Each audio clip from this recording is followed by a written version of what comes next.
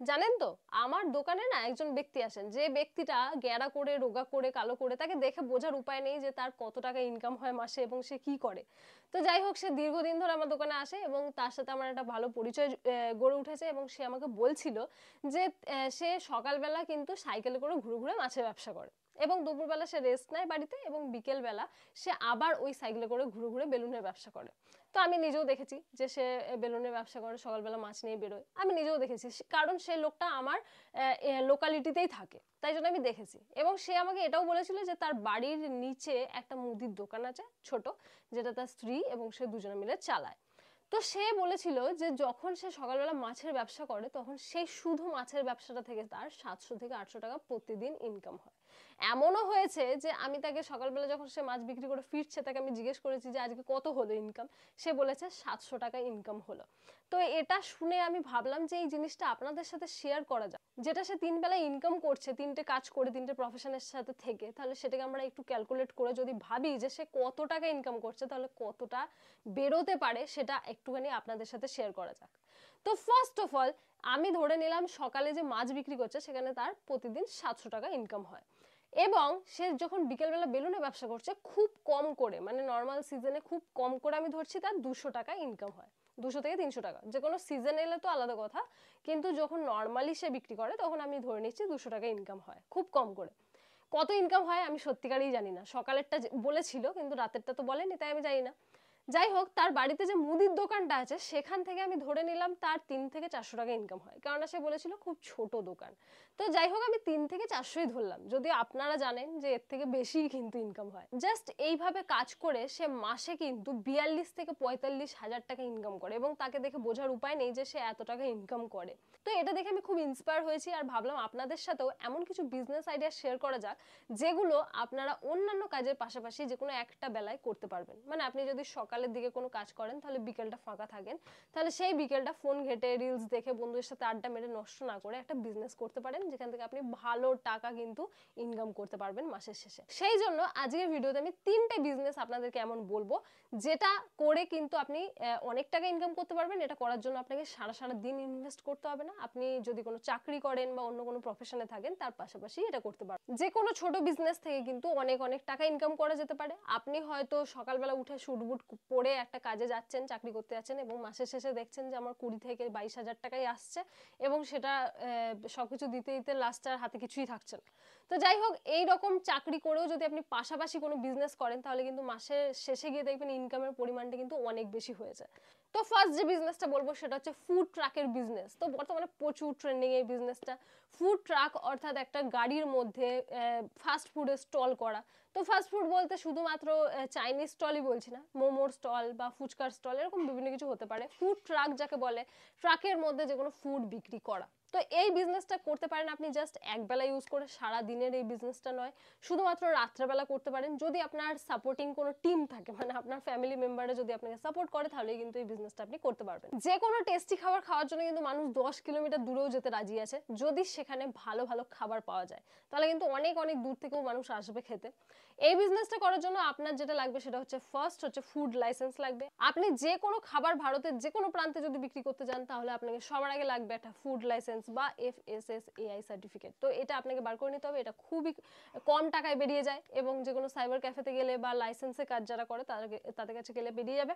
এবং এই food licence নিয়ে একটা ফুড ট্রাকের উপরে ইনভেস্ট করে কিন্তু আপনি বিজনেস স্টার্ট করতে পারবেন। ফুড ট্রাকের মধ্যে যে জিনিসটা আমার পার্সোনালি পছন্দ হয় না, সেটা হচ্ছে তাদের ভাইবটা কিন্তু খুব ভালো থাকে না। মানে পরিষ্কার পরিচ্ছন্ন, খুব একটা ভালো অ্যাম্বিয়েন্স তৈরি করা, এটা কিন্তু খুব রেয়ার, এটা কিন্তু দেখাই যায় না। তো যদি আপনি এই জিনিসগুলোর উপর একটু নজর দেন, তাহলে কিন্তু একটা ভালো বিজনেস আপনি চালাতে পারবেন।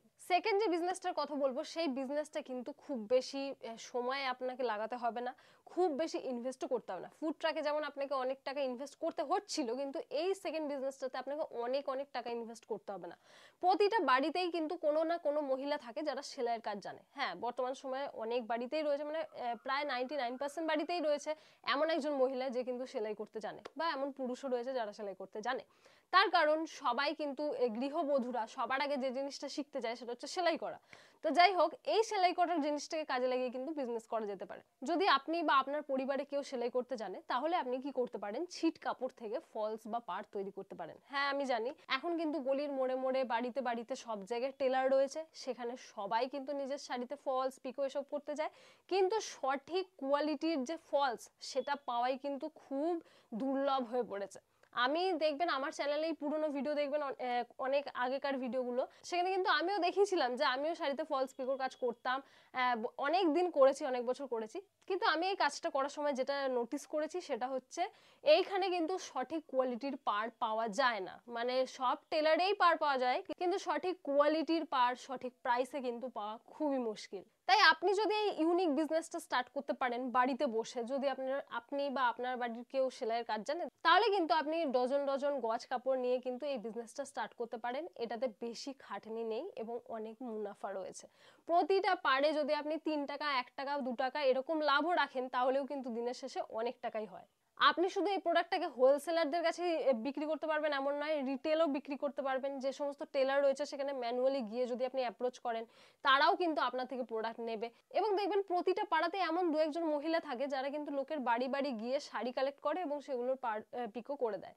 তো সেই সমস্ত মহিলাদের সাথেও যদি আপনি যোগাযোগ করতে পারেন, তারাও কিন্তু আপনার থেকে প্রোডাক্ট নেবে, কেননা তারা তো পার্ট কিনছে, কোনো দোকানে গিয়ে কিনছে বা কোনো টেলারে গিয়ে কিনছে, তারা কিন্তু আপনার থেকেও কিনতে পারে। আর এই জিনিসের ডিমান্ড কখনো কমে না, এর কোনো সিজনও নেই। হ্যাঁ, দুর্গাপুজো, কালীপুজো এই সমস্ত সিজনে বাড়ে এর ডিমান্ড, কিন্তু একদম কমে যায় এরকম কোনো দিন নেই, বা সারা বছর এরকম কোনো সিজন নেই। কেননা যখন পুজো আচ্চার সময় থাকে তখন বিয়ের সিজন থাকে না, আবার অন্য টাইমটায় বিয়ের সিজন থাকে, পুজোর সিজন থাকে না। তো এইভাবে সারা বছরই কিন্তু এই সিজন চলতে থাকে। থার্ড যে বিজনেস আইডিয়াটা দেবো, সেই বিজনেসটা তো আমার পার্সোনালি খুব পছন্দের এবং আমিও এই বিজনেসটা করি, সেটা হচ্ছে ইউটিউব। তো প্রায় সব ভিডিওতেই আমাকে বলতে শুনবেন যে আপনারা যাই করেন না করেন, একটা ইউটিউব চ্যানেল অবশ্যই ওপেন করুন। আপনি লাইফে কিছু না কিছু তো করেন, হ্যাঁ, কোনো একটা প্রফেশনে তো আপনি রয়েছেন, আপনি তো বেকার বসে থাকেন না। আপনি নয় পড়াশোনা করেন, নয় আপনি স্টুডেন্ট, নয় আপনি কোনো সেলাইয়ের কাজ করেন, নয় আপনি ডাক্তার, নয় আপনি উকিল, নয় আপনি কোনো প্রফেসর, নয় আপনি স্কুলের টিচার, কিছু তো না কিছু করেন আপনি। নয় আপনি ব্যাংকে চাকরি করেন, নয় আপনি প্রাইভেট ব্যাংকে চাকরি করেন, নয় আপনি ব্যবসা করেন, ছোটখাটো কোনো ব্যবসা করেন, বা আপনি রিলস বানান, কোনো না কোনো কিছু তো করেন। তো যেটাই করেন সেটা নিয়েই কিন্তু ইউটিউবে একটা চ্যানেল ওপেন করুন। আপনি কি করেন সারাদিন সে সমস্ত দেখান। তো ইউটিউব কিন্তু একটা খুব ভালো বিজনেস। যখনই কোনো ইউটিউবার অনেক বড় লেভেলে চলে যায়, তাকে বলতে শুনবেন যে আমি তো ইউটিউব থেকে কোনোদিন টাকা কামানোর জন্য ইউটিউব করতেই আসিনি। তো এটা ফালতু কথা। সবাই কিন্তু ইউটিউবে আসে টাকা কামানোর জন্য, আপনিও আসতে পারেন টাকা কামানোর জন্য। আর হ্যাঁ, এটা বলবো যে ইউটিউবে কিন্তু টাকা আছে, যদি আপনি সঠিকভাবে সেখানে পরিশ্রম করেন। আর হ্যাঁ, ইউটিউব করার জন্য আপনাকে সারা সারা দিন ইনভেস্ট করতে হবে না। আমি নিজেও করি না, দেখতেই পাচ্ছেন যে আমি কিন্তু অন্যান্য বিজনেসের সাথে যুক্ত রয়েছি, তার পাশাপাশি আমি ফ্যামিলিকেও সময় দিচ্ছি, তার পাশাপাশি কিন্তু আমি ইউটিউবও করছি। তো সবকিছু সামলেও কিন্তু ইউটিউব করা যায়। ইউটিউব এমন কিছু সময়ের ডিমান্ড করে না, যদি আপনি ফুল টাইম ইউটিউবার না হন তাহলে। যদি আপনি চান যে অন্য যে প্রফেশনে আপনি আছেন সেটা থাকুক এবং তার পাশাপাশি একটা অন্য কোনো জব আপনি করবেন বা অন্য কোনো বিজনেস করবেন, তাহলে কিন্তু ইউটিউব আপনার জন্য একটা বেটার পজিশন হতে পারে। আশা করব আজকের ভিডিওটা আপনাদের ভালো লাগবে। যদি ভিডিও ভালো লাগে তাহলে অবশ্যই এটা লাইক করবেন, আর এরকমই ইন্টারেস্টিং ভিডিও দেখার জন্য আমার চ্যানেলটিকে সাবস্ক্রাইব করে রাখতে একদমই ভুলবেন না।